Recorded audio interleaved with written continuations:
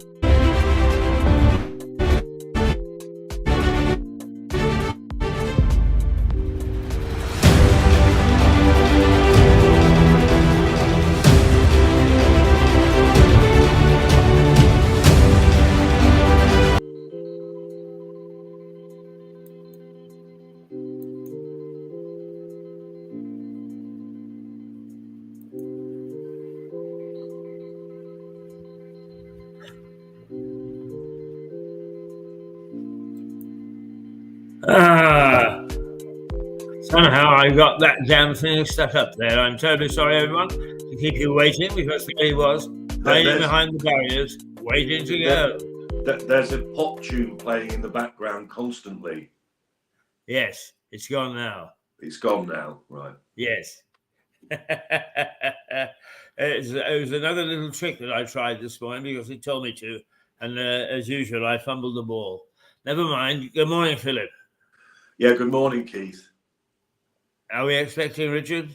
Yes, we are. Right. Okay. Well, should we get...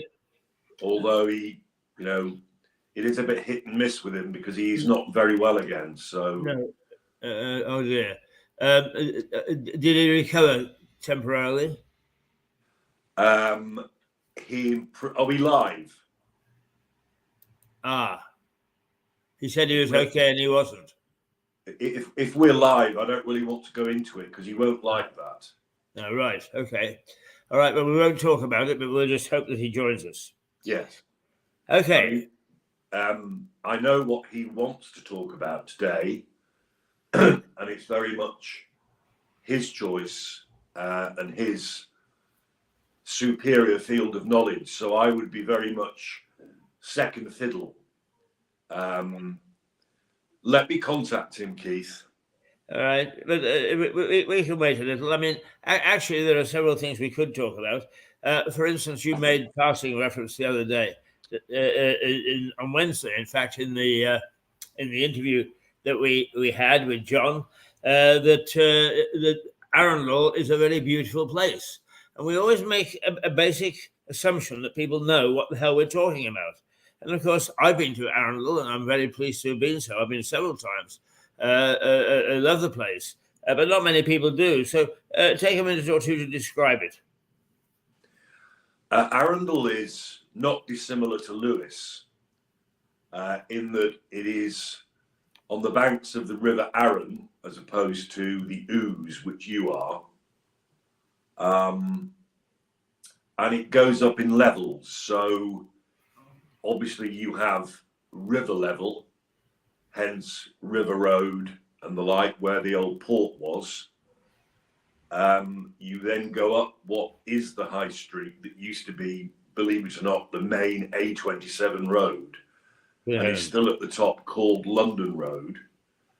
So that's the second level, along which is a rather posh part of Arundel called Maltravers Street. Virtually everything in Arundel, apart from new builds, are named after the FitzAlan Howard Maltravers family, because it is, as we've mentioned, the epicenter of Catholicism, Roman Catholicism in the south, certainly. And at the very top of the town, there is the castle, which is pretty regularly now the residence of the Duke of Norfolk, Eddie, who is the premier lay peer, although a Catholic. And he organised, for example, the Queen's funeral. And there are also the two churches. There's the original parish church that goes back to the 1100s, which is St. Nicholas. That's the Anglican church. But there is the Church of St. Philip Neri, a Catholic martyr, which is in fact the size of the cathedral. We call it the cathedral. But of course, because it's a Catholic structure, and Arundel is merely a town, not a city, it can't be called a cathedral. So that's the layout. That's central Arundel, where I used to live. I call it the Citadel because that's how it looks and how it was meant to look for defensive reasons, because it overlooks the whole river valley. So the curtilage of Arundel proper is very, very strictly defined and constrained.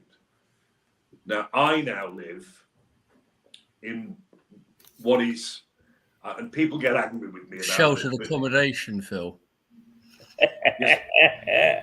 Yes, I was about to tell everybody that, Richard, but you've come in with your, as ever, sniping tactics. Yes, just to sum up, Keith, now Richard's here. There is the suburban bit, which is the other side of the A27. Arundel's problem is that it is bisected by and surrounded by very busy roads. And the big issue for decades, for as long as I've lived in Arundel, is the need, so some people believe it to be, for a dual carriageway link from a place called Crossbush, which is where the A27 goes into single lane and snakes through Arundel and up to Chichester. From there to, in fact, what is the Arboretum, which is where the current A27 becomes a dual carriageway again.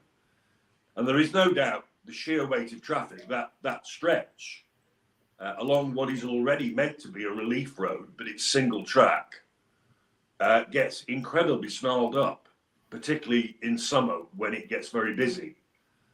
So it is a very divisive issue, but yet again, the money has been reduced and it's been put back for a number of years because work was meant to start next year, but our understanding is that that's not now going to happen. So in a nutshell, that Richard, before you joined us, Keith just asked me to fill in the gap. Yeah, to very talk kind. about where I live, and the shelter housing is very good. Well, I think what Suella said about tents was completely wrong. I think you were entitled to live in one of those. Quite so. Yeah, exactly. You know, if you want to be a man of the road, then that's fine by us. Well, you know my nomadic instincts, Richard. I will always buy you a beer, Phil. I will let you on your way as long as you don't come and live in my front garden. That's you know, I don't want you to be the man in the van in my front garden. But subject to that, you're fine, pal. Well, Richard, you've described your front garden before. There doesn't seem to be much room for anybody to live in your front garden. No, it's a deliberate jungle. You'd have to be Tarzan to live in my front garden. You could swing from the olive tree, the fig tree, the grapevine, the palm tree. Yeah. It's a beautiful place of wonder, my front garden. Who knows what lives there? I'll actually underline that. I'll confirm that. As I'm very tempted to swing on the fig tree myself as I go past. Yeah. Well, you know, this year, I have had figs. In order for figs in this country to grow properly, they need to realistically overwinter, and then you get them the next year. So you have to have a mild winter, and we've had those, and I've eaten figs out of my front garden. Same applies to olives. And, you know, I'm sitting here on the first floor looking up at my olive tree that I brought home in a little plastic bag 20 odd years ago. But it's a huge thing. And if I ever bothered picking them, I'd have enough grapes even to give Phil a glass of wine.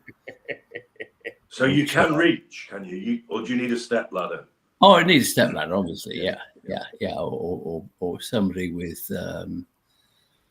longer, or you know, something like you, Phil. Yeah. Sorry, I was running late.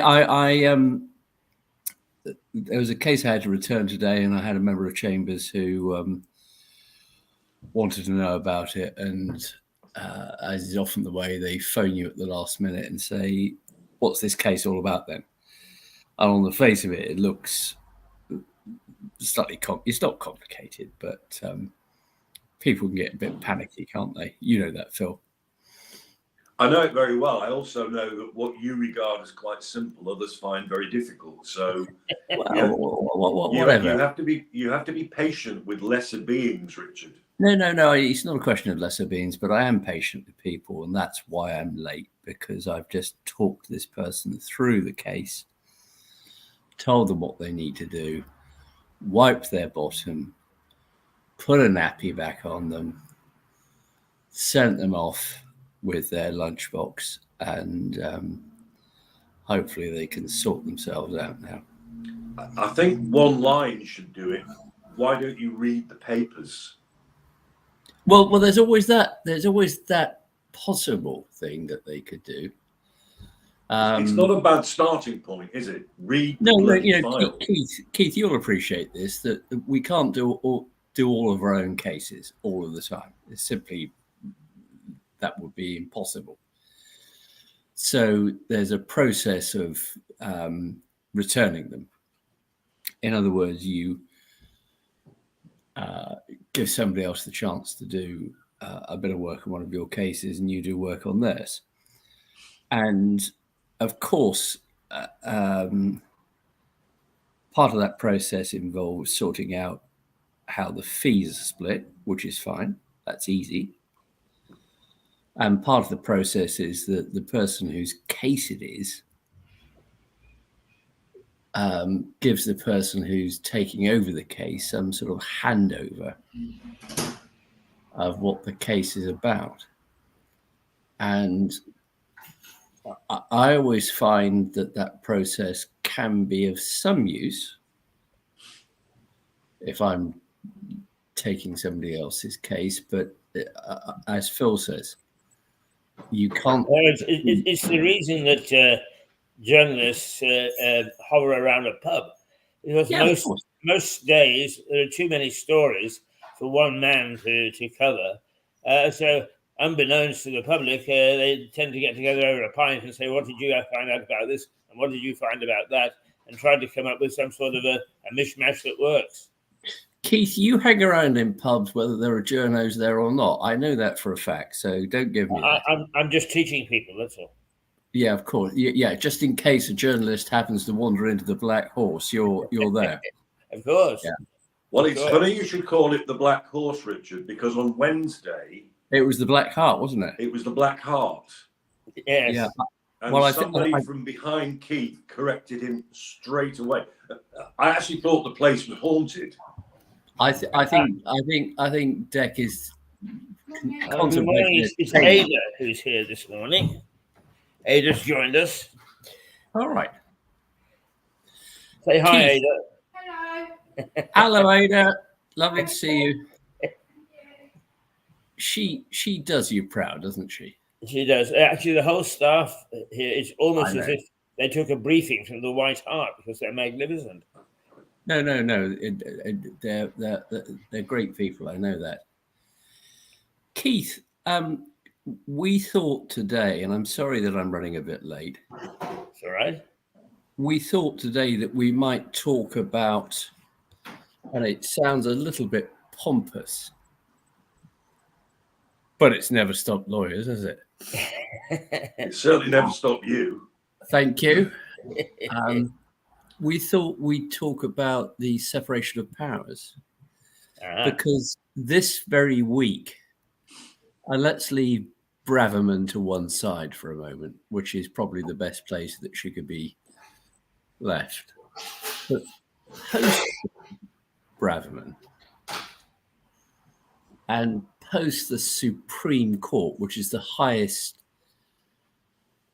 judicial authority in this country, who said Rwanda isn't suitable.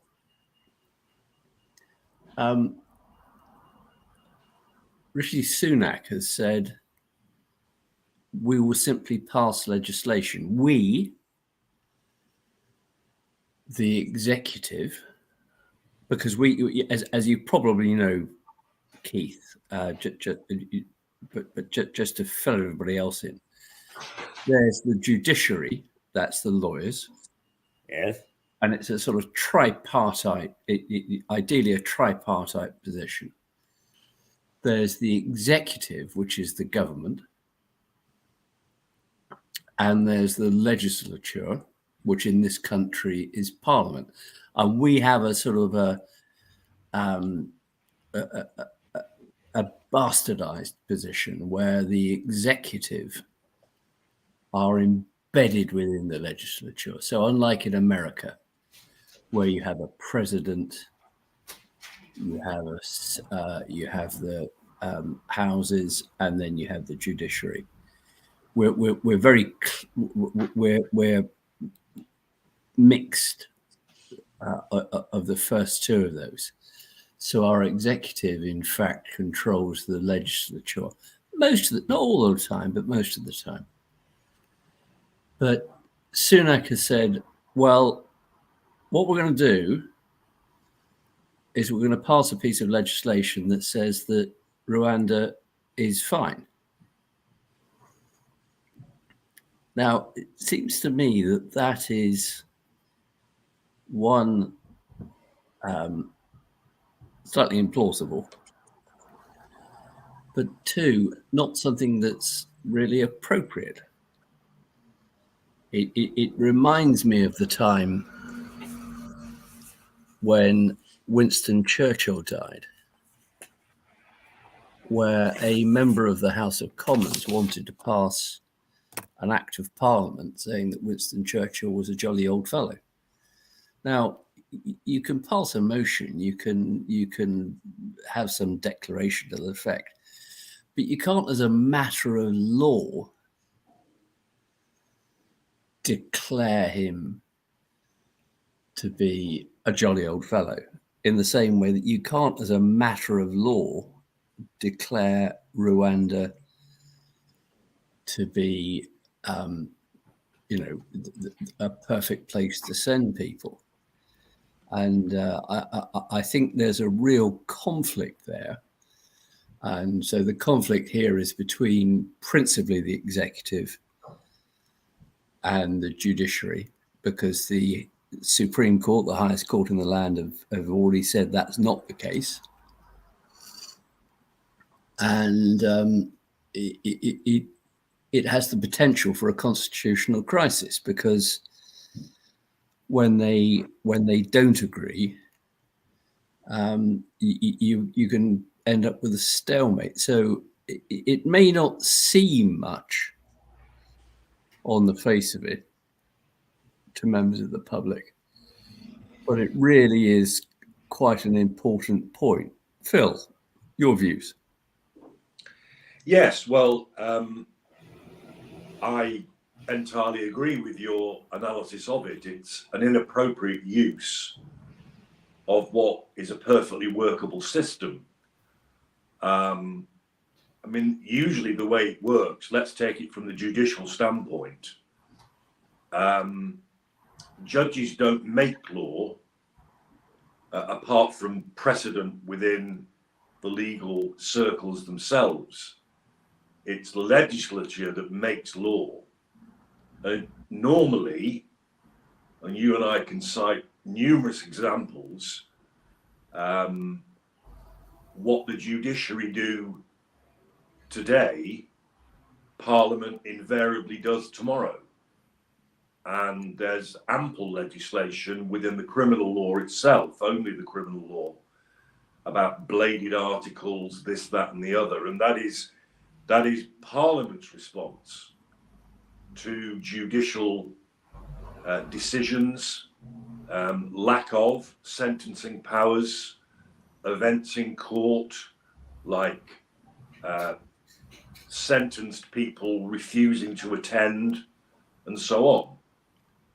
But in this instance, you are absolutely right. It's a very distasteful attempt to use a proper procedure to evade what is clearly a very fair decision by the Supreme Court, who have to bear in mind, of course, the Human Rights Act of our country and the Convention on Human Rights. And they have basically said, we cannot trust Rwanda to simply not, to not simply send all these people back to where they came from, where they're all in danger again.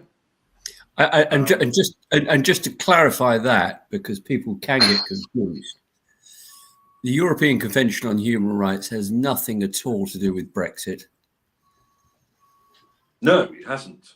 Predates it by many years. It was something that the British government, in fact, brought into being post-World War II, and is a fundamental safeguard of, as it says, human rights across Europe. And the only two European countries who don't sign up to it at the moment, the only two, regardless of everything else, regardless of Brexit and all that rubbish, are Russia and Belarus.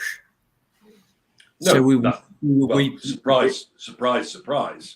Yeah. So we if we were to leave that, we'd be joining a really unattractive club of three.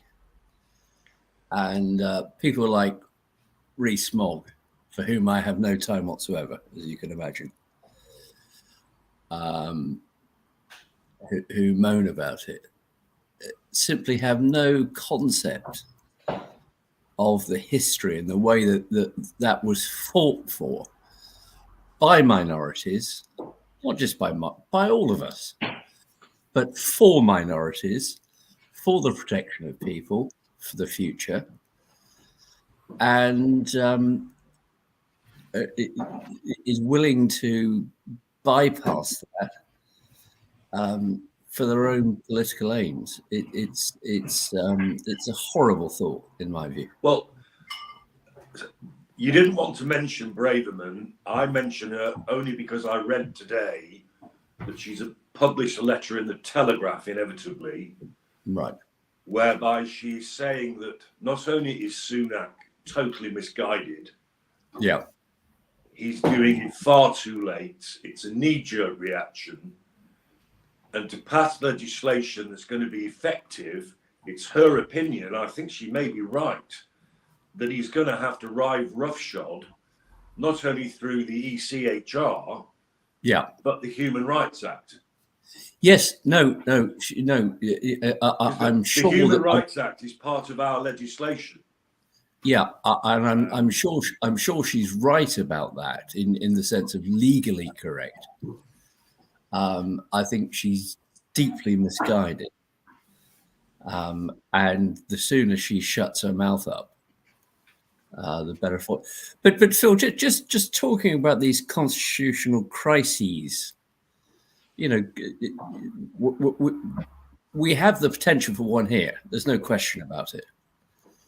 It may not seem a major one at the moment, but it could well turn into a major one. But of course, they're not a new thing in this country or indeed other countries.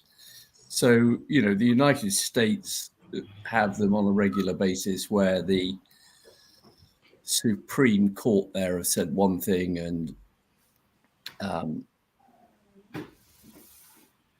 either the executive, that is the president with his or her team, or the legislature, that is the Senate et al., have said a different thing. And they've wrestled with that quite a lot over the years. But we've had ours, haven't we, in this country? Yes, they've not been identical to what we're talking about today. I mean, the obvious one was the abdication of Edward VIII. So we're talking early 30s here. We're talking 1936. Yeah, and began. So he says, I can't become king because I want to, well, unless you let me marry the woman I love. Yes, they were his exact words. Wallace Simpson, I will not be king. So therefore I won't be the head of the state, and I will walk away. Well, yes, but it was in those days, it was more, well, yes, it was the state, but of course the state, the head of the Church of England, yes, is the monarch. And that was a church that refused to allow him to be married, under their auspices anyway, to an American divorcee, who they perceived in any event as a complete gold digger. Yeah. And that's what tore it apart. Now, the then Prime Minister, if I remember right, was Stanley Baldwin. It was. He played an enormous part, using his whips in Parliament and everything else, in being steadfast in the face of David's wish to marry Wallace. Oh, God bless you, anyway. Thank you. Wonderful. What's Keith muttering about? He's receiving yet another free cup of coffee. God. You know, he must have more stamps on his little card than any of us can imagine. Yes. Ada would like to ask you a question. I don't know if you can help me though. Go ahead. I was sorting out my grandson's toys last night, put them in a bag, and I live in a flat. We've got a communal bin. Yeah. Okay, so you're not allowed to fly tip. I get that, but I put these toys this morning on the wall outside my flat so that someone else can take them for their children. Yeah. I got someone, council man, giving me, what is it when you get arrested by the police? What do they say Arrested? to you? Well, no, what do they say to you? Of course. Or whatever. Yeah, they gave me all that, took my name and address, said they were going to get a £400 fine for fly tipping. For leaving those toys out there? Yeah, but I took the toys back in. But he was really going mad at me, like, it's fly tipping. I said, it's cost of living. Are the toys in good condition? Yeah, I knew if I put them out there by the school run time, someone would have took the toys. Yeah, just take them down to the charity shop. But will I get fined? No, you've got an over officious officer there. Okay, all right then. Deny it completely. Thank you. And a coffee for me later, thank you. Okay, No, you see, that might be an appropriate place for me to ask you a question as well. Yeah. Is in something like 1946 or 47, Romania invited King Michael back to Romania after they booted him out because of a constitutional crisis. What was that all about? I think it's simply that at the time they wanted some level of stability, which can be provided by a monarch, and countries do that in the same way that in 36 the UK didn't have that stability, and I think people in power were deeply concerned about the future king and whether or not he was up to the job. Mm-hmm. And I think he himself and his wife, the Queen Mother, were concerned as to whether or not he was up to the job. And bless him, of course, he ended up being so, and producing a monarch to follow him who was an absolute stalwart.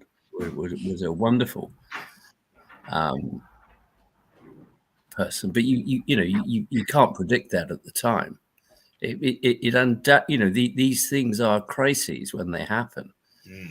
When the executive, for some reason, either loses or isn't perceived as having power. And same with Keith, that if you went a bit wibbly wobbly, I'm not suggesting you would, but heaven knows what would happen to Mirador. You're the executive here. We're simply members of the legislature, and we all need you to do your stuff. The big risk is assassination. In Keith's case, there's no question about that. Yeah. Or there'll be a bomb under the Red Devil. I'm just rereading about Julius Caesar. Yeah. It would have to be somebody with a very high-powered rifle, because he drives so fast that they simply would not be able to. But tell me this, Richard, because journalists do perceive things in a totally different way. We sometimes come to the same conclusions, but our perception is quite different to your own profession, for instance.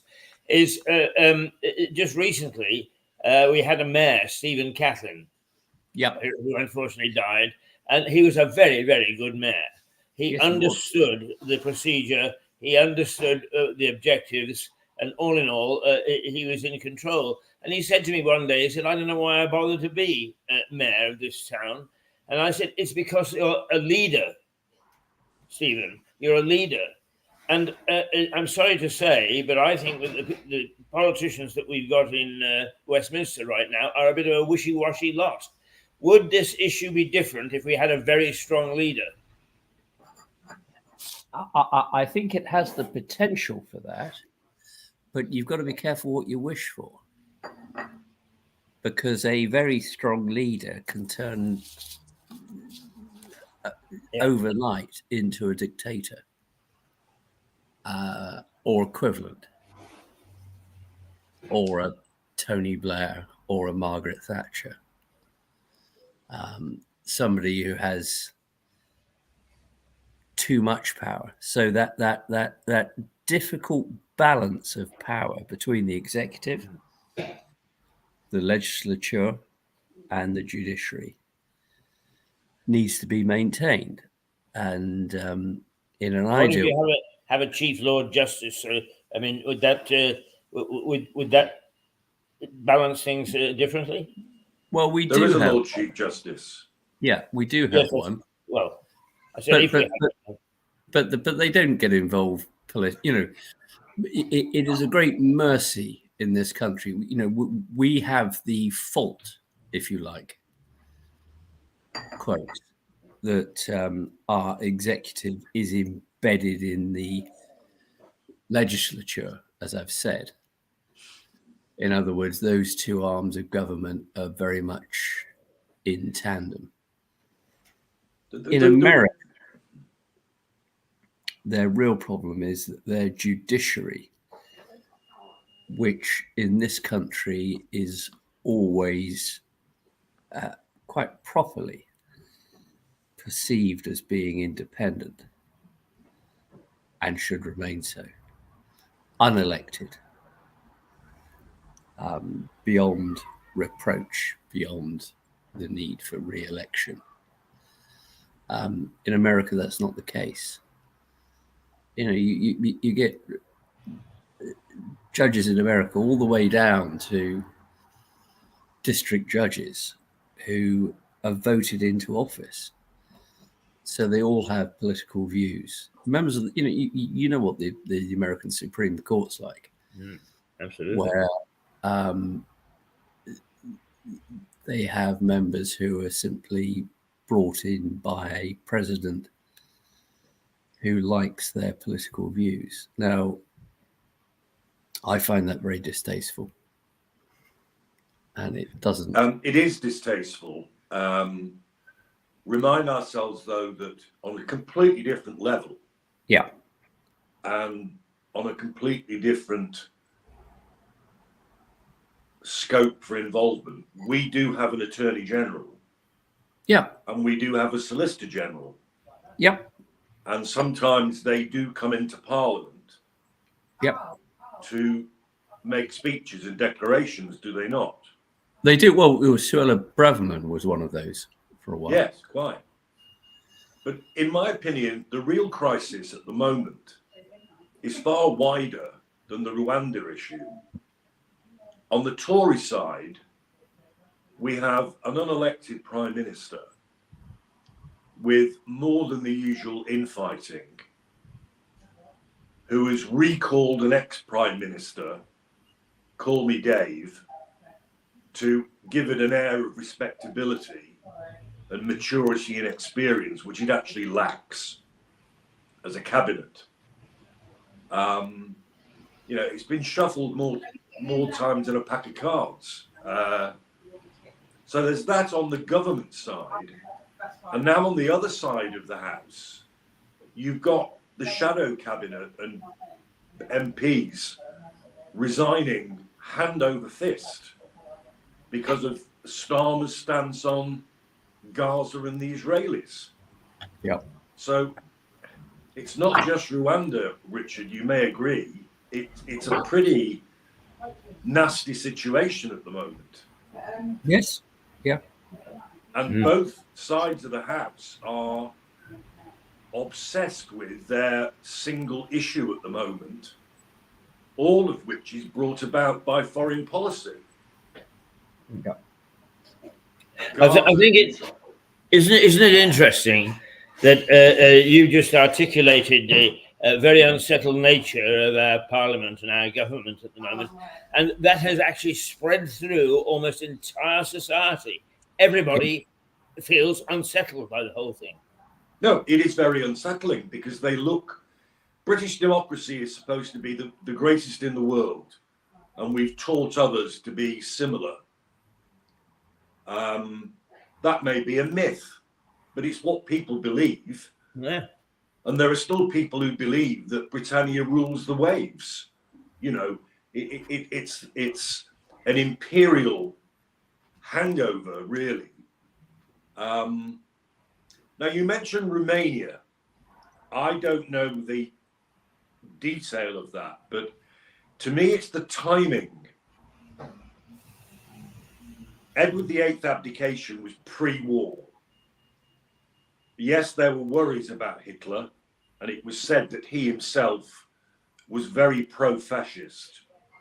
And indeed, he did rub shoulders as the Prince of Wales with some pretty dubious characters in Germany. However, it was pre-war, and Parliament, led by Baldwin, was strong enough to just about cope with the situation. Whereas post-war, things had changed. In Britain, the great war leader, the jolly old fellow Churchill, was booted out straight away by generally a huge military vote who had had enough of the war and had enough of him. And that brought in, was it Baldwin? Yep. No, it can't have been No, Baldwin. no, Attlee. Attlee, Clement Attlee, of course. And I think Whose European grandson lived in Lewes for many years, and really? played a major character in The Archers.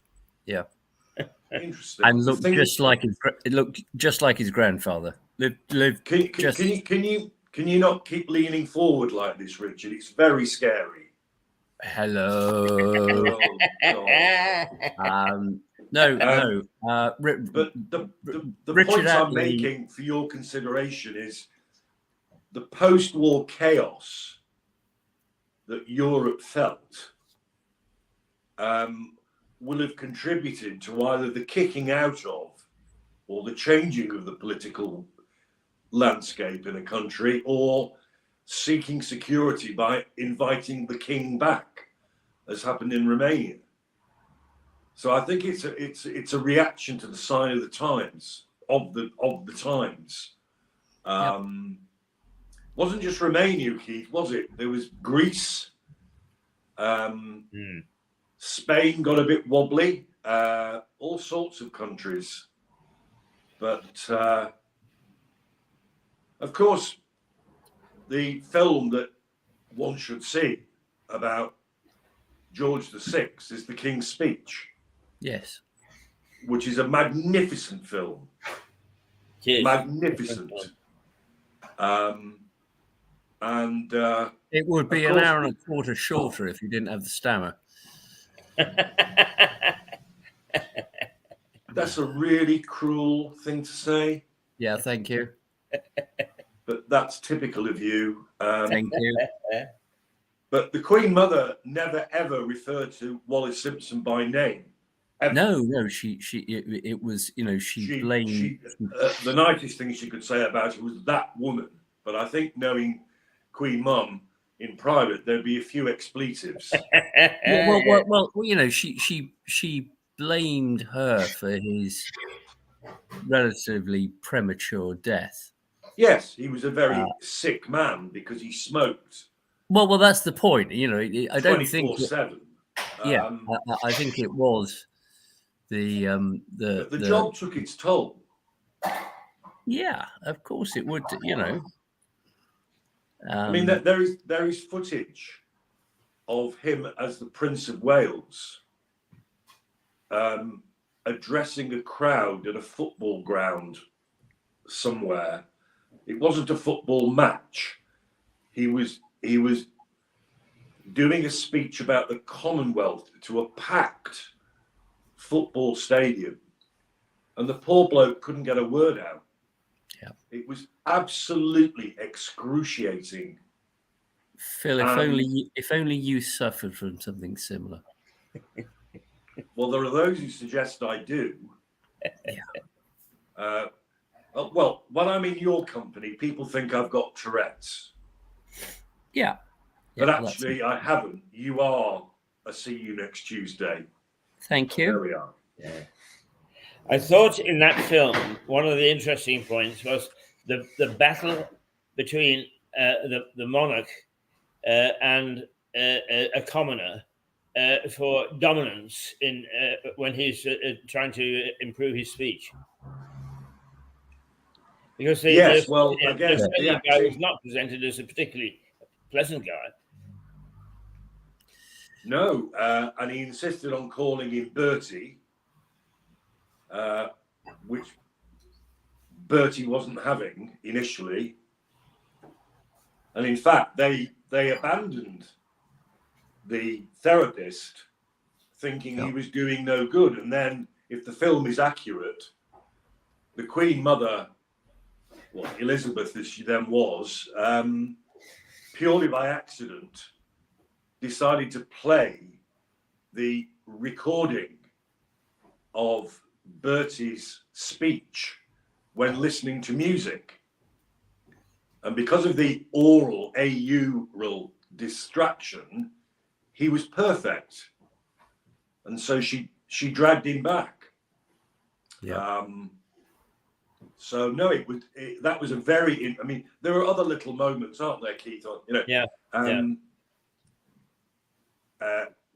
The Queen Mum, then the Queen, and the therapist's wife meet while the men are together, and the Queen Mum says, "Hello, who are you?"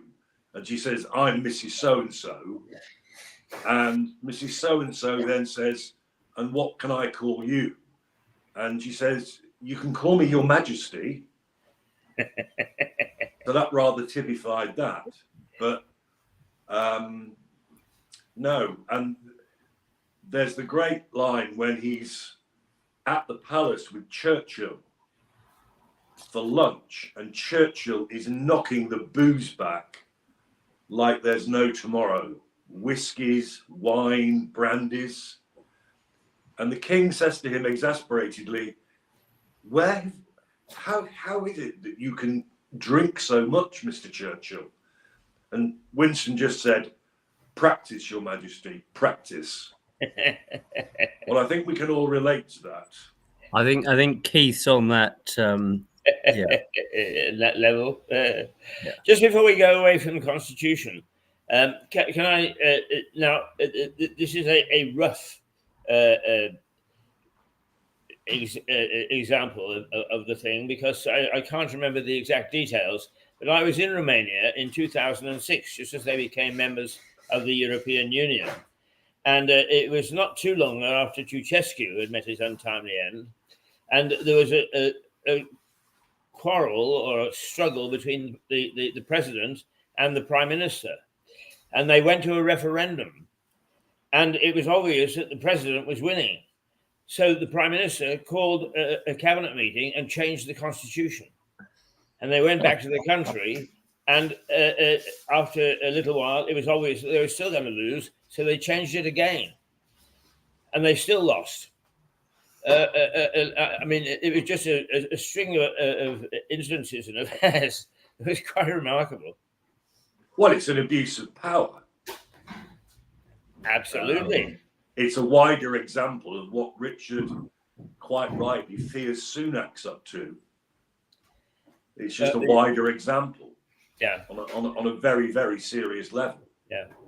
You know, there is always that risk of power being abused in that way. And, you know, you hope within this country that we have enough checks and balances to prevent it happening. But you can never be sure. We need to be alive to it. Just thinking back, Phil, just when Keith was coming out of prep school, 1911,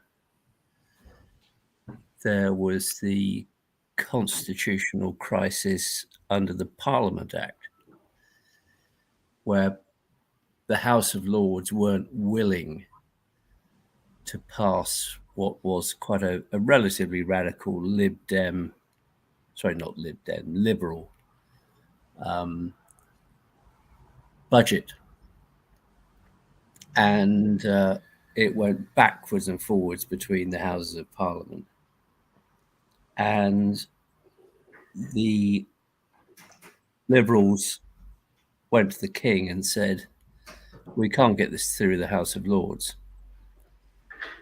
If they keep opposing it, will you just let us appoint 400 new peers, all of whom would support it, so as to prevent them opposing it? And to his credit, there isn't a great deal to credit Teddy, the King, but he said yes.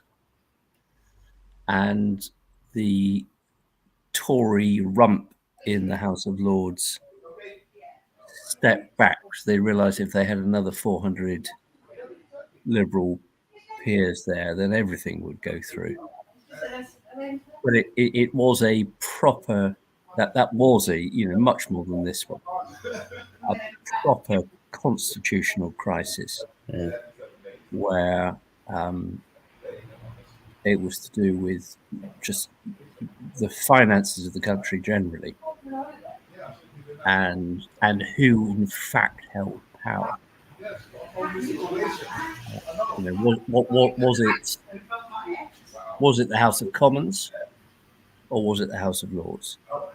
And the 1911 Parliament Act, which not only passed that piece of legislation, but also changed the law, made it clear that in fact, and it remains the position now, that the House of Lords have no veto on finance legislation.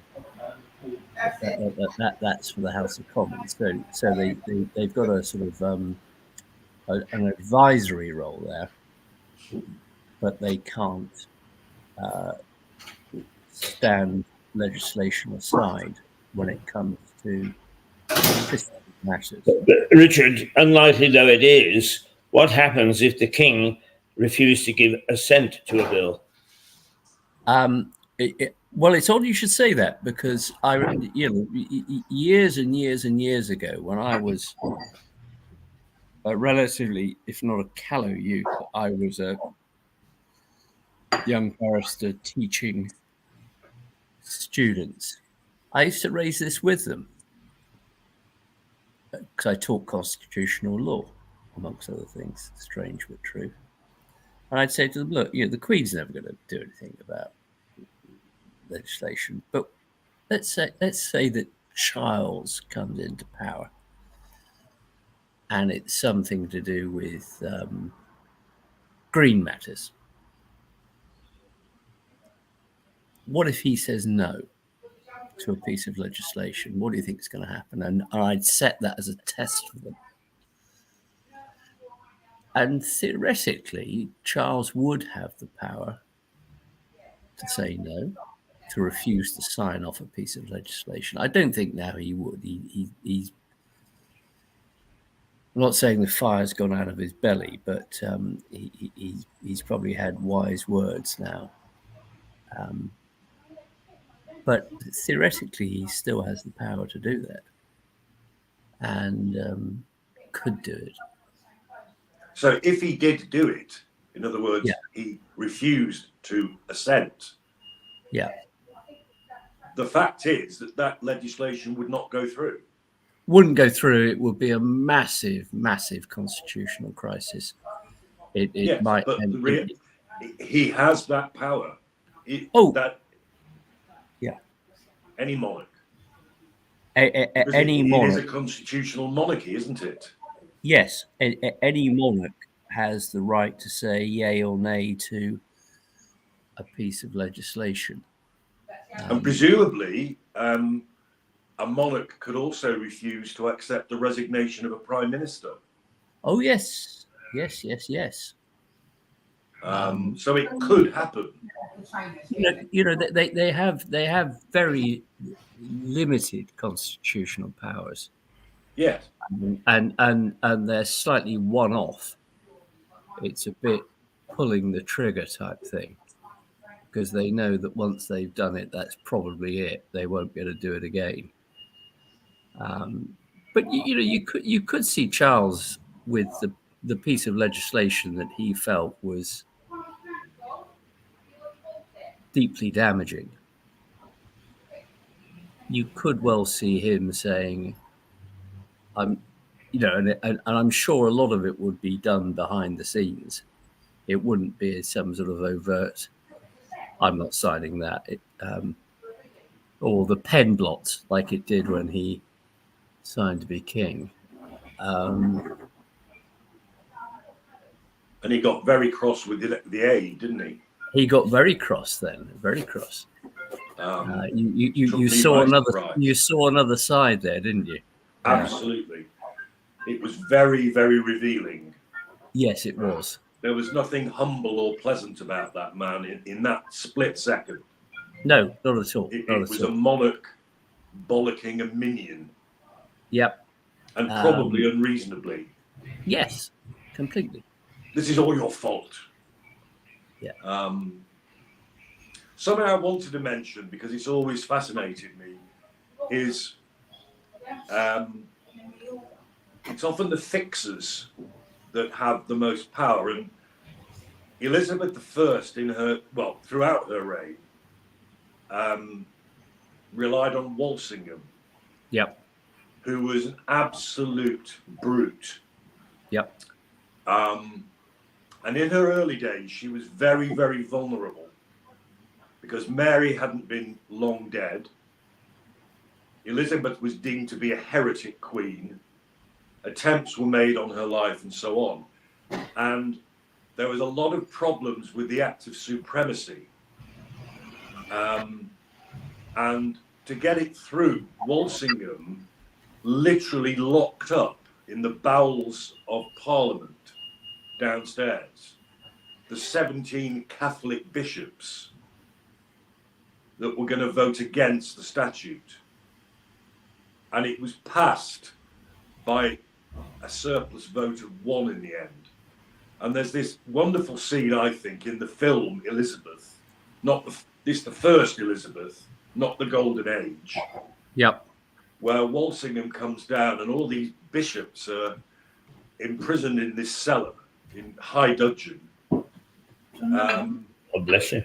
And they asked Walsingham whether the bill had been passed, and he took great pleasure in saying, yes, your graces, by 1 vote.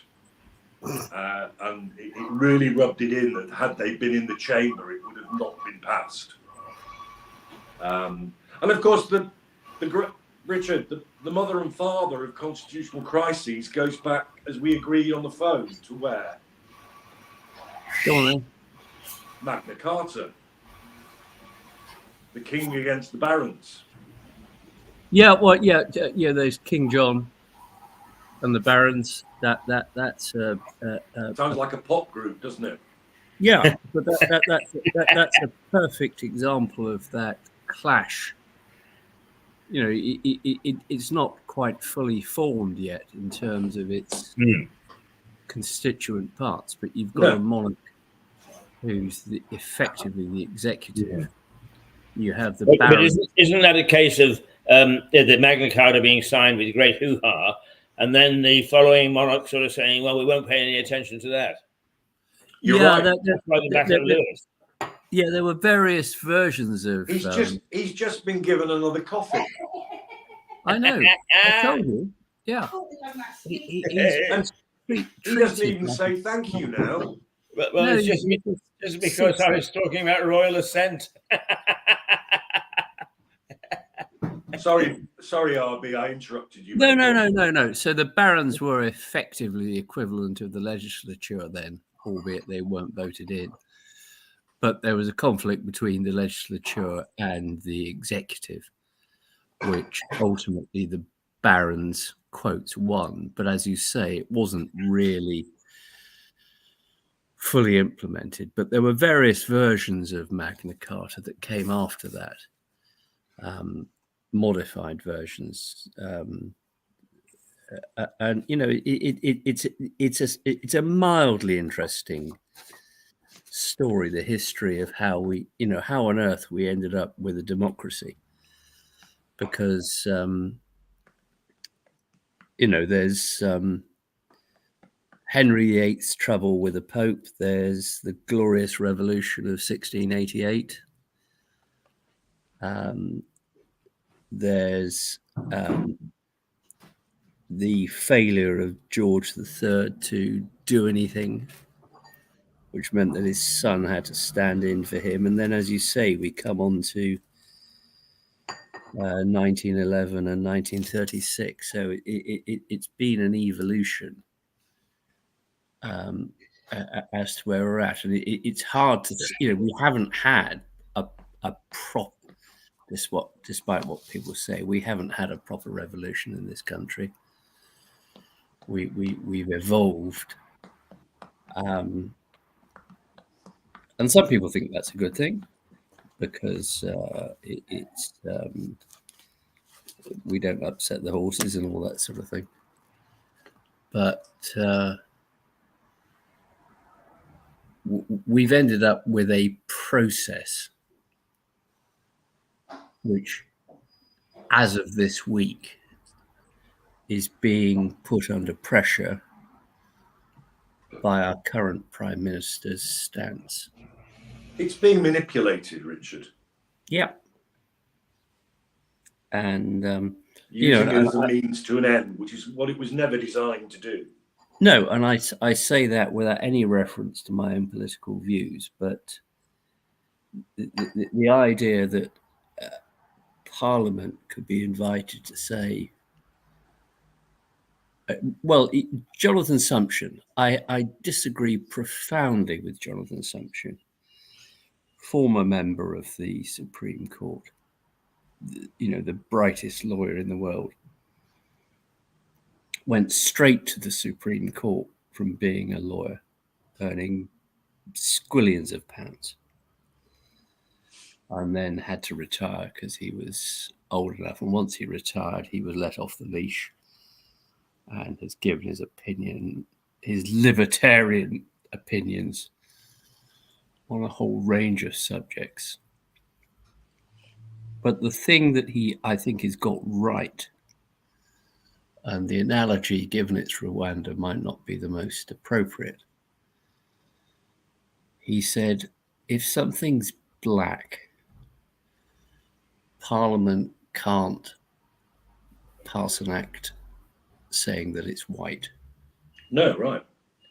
No. And you know, it's a very fair summary of what Sunak appears to be wanting to do. In other words, to,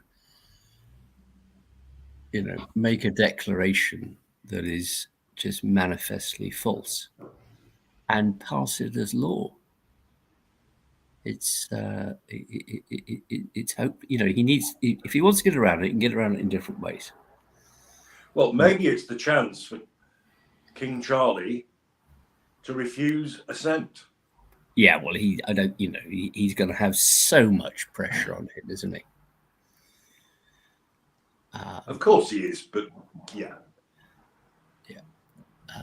But he wouldn't be comfortable with it, would he? Well, the Supreme Court wouldn't be comfortable with it. The European Court of Human Rights wouldn't be comfortable with it. The Supreme Court couldn't touch it if it's legislation that's passed, because it's legislation. But the European Court of Human Rights could. And if Sunak tries to take us out of that, and so we join that exclusive club of Russia and Belarus, then I think there will be people who will object to that. I'd certainly be one of them. I'd gladly be on the streets of London saying this is a British invention post-Second World War to prevent things that happened there. It's worked perfectly well. Well, you be careful in that crowd, because you'll get lost. Oh, no. Yeah, but no one would see me. It'd be fine. But it's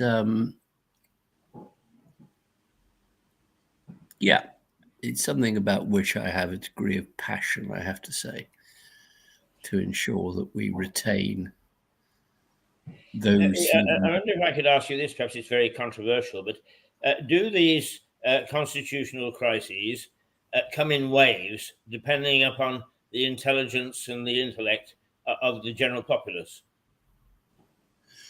Good question, Keith. I'm not sure. It's just I think sometimes it's to do with the economic and political circumstances generally that they foment,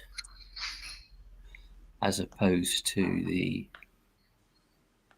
knowledge of the populace. I'm sure it doesn't help if you've got people who aren't thinking properly. But I think at the moment we do have people thinking relatively properly. And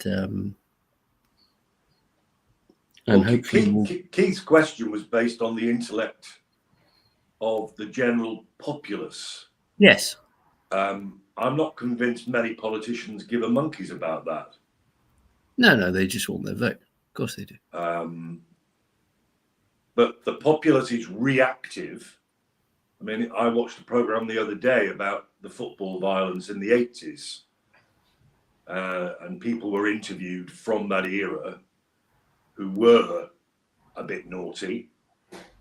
But now they've grown up. Many of them had a very, very impressive insight into how, and Keith, you made this point to me weeks ago, that it was a response, the violence, the anger, the need for tribalism, all that business was a reaction to Thatcherism, unemployment, you name it. And it all just kicked off, quite literally. And I think there's something in that. Yeah. Well, then can I mean, I'm just using truisms because they're the sort of thing that are battered around in not such wise counsels as your own. But it's often said that as the middle class goes, so goes as the country. So because we talk about a larger middle class or a less educated middle class and so on and so forth, do you think that that's still true, that the middle class drives the country? Or maybe you say it's not true at all. Yes. It's the middle of the road stuff. I mean, yes, it does. How about drive? But if a middle class can be a bedrock, it is a bedrock. And I think, sadly, these labels are still relevant. There is still a figure that is working class.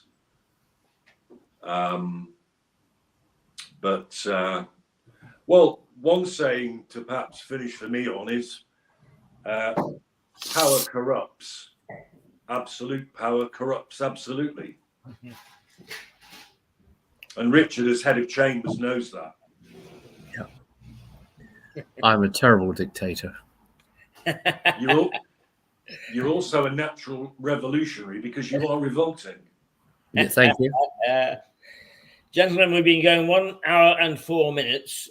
One of the most interesting sessions we've had, and we've had many interesting sessions, I think. But I really enjoyed this one particularly. And perhaps it will be interesting when we come back on Monday morning, if anything has happened over the weekend, to take this particular story further. Certainly. Right. Are you looking okay for Monday, Richard, to join us? Potentially, it depends. I think I might be in Brighton, but I can probably do a quick one from there. Good. Well, you always like quickies in Brighton, haven't you? Oh, yeah. Have a quickie in Brighton with you, Phil. Sounds of Brighton Rock. Yes. Enough, Keith, enough. How long are you going to be there, Keith? I should be here until almost midday today. Okay. We're being very well looked after, as you can tell by the staff here. Declan, the pub landlord, is absolutely brilliant and can't do enough for us.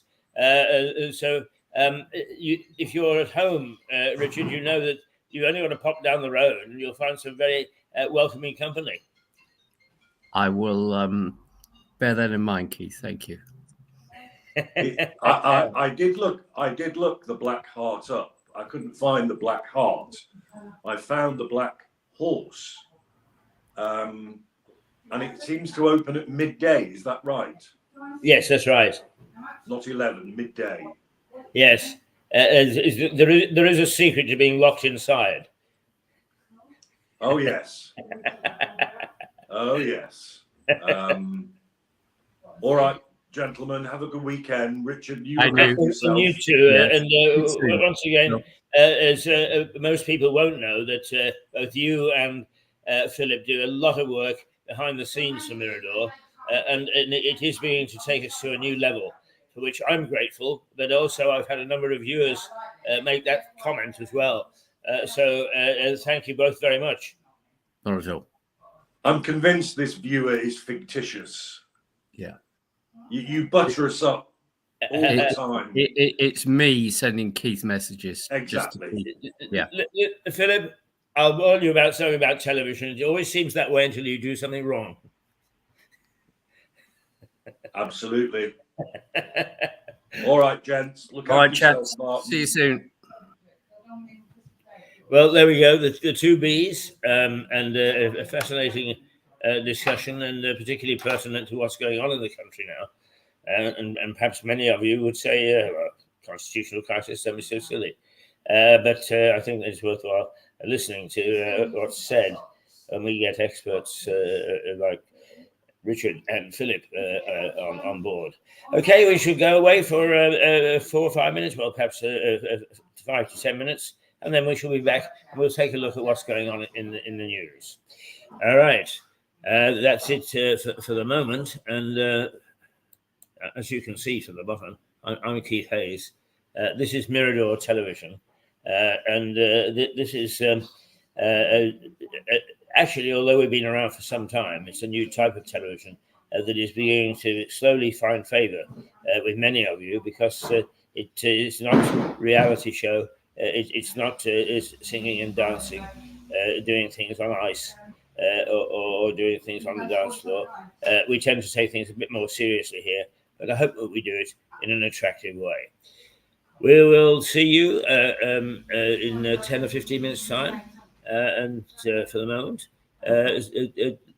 let's say toodle pip, shall we? We will, if only we can find the way to say toodle pip. And I never know how to say toodle pip. I don't want to leave, that's why. Let's try. No, we won't.